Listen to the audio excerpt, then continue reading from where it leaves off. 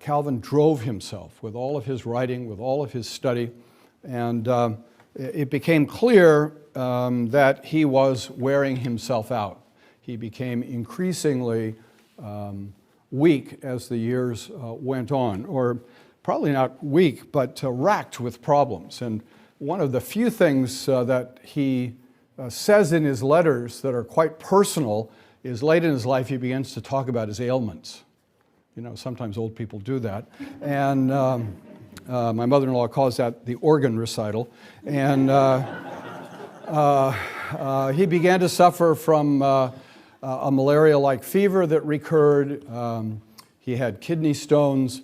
One particularly pathetic letter, he says, I had a terrible kidney stone attack. The doctors suggested I go horseback riding, but my hemorrhoids are too bad to sit on a horse. So that's the human Calvin, and his fellow ministers loved him and were concerned about the extent to which he was driving himself. Indeed, really on his deathbed, he was still dictating his last commentary that he worked on, and Beza came and pled with him to rest, and Calvin said, "What, would you have the Lord find me idle?" So he did wear himself out, but he accomplished so much in that amazing work. So that's something of the life, the ministry, the character of Calvin. And there's so much we could say about the theology of Calvin. We don't have time to look at all of it, but what I'd like to do is just try to look at some particulars of Calvin's theology and to ask, what is the real character of Calvin's theology? I think one of the things that's a little sad is that a lot of people, when they hear Calvin and they think theology, if they're at all well informed, they think 5 points of Calvinism. Calvin never talked about 5 points. That's a later phenomenon. I think Calvin believed the 5 points of Calvinism, but that was not any way in which Calvin thought about what he was doing, what he was believing, what he was teaching. Now, it's hard to find a kind of center to Calvin's theology, because I really think Calvin labored and was remarkably successful at simply being biblical in his theology. You can't just lift one doctrine out of the Bible and make it the center of everything if the Bible doesn't do that.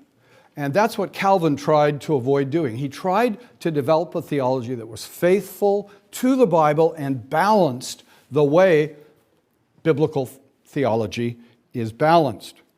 Now, some have tried to make a stab at a summary of Calvin's theology.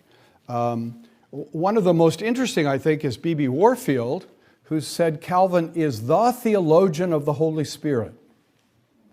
Now, I like that because it's a little bit surprising. I think most people who know just a little bit about Calvin don't connect Calvin with the Holy Spirit particularly. But Warfield's point was many people had studied and talked about God the Father and His sovereignty. You can go back to Augustine and have a clear statement of God's electing purpose. Calvin didn't invent that. That had been widely believed in the church for a long time. Many reflections had been done on the Son and His saving work. Anselm in the Middle Ages talking about how Christ had died for His people and earned their salvation. But Warfield said what Calvin really emphasizes is how all that planning of the Father and all that work of the Son is brought to us by the Holy Spirit. And Warfield said, in a sense, the work of the Holy Spirit is analyzed more profoundly by Calvin than by anybody else.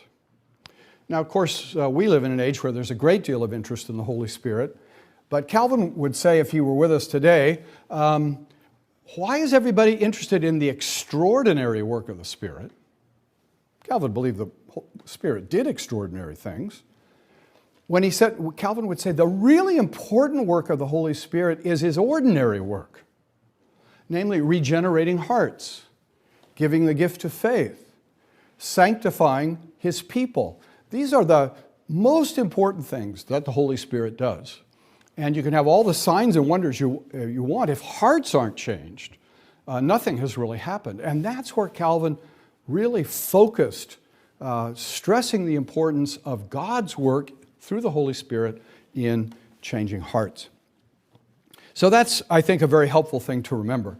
The point I have come back to again and again is that when you look at Calvin's theology, I wouldn't say it's the central doctrine, but one of the critical threads that runs through all of his work and binds it together is his great desire that Christian people should have assurance, that they should have certainty. One historian said of Calvin, Calvin was a singularly anxious man. I'm not sure that's true. I think that's maybe overstating it.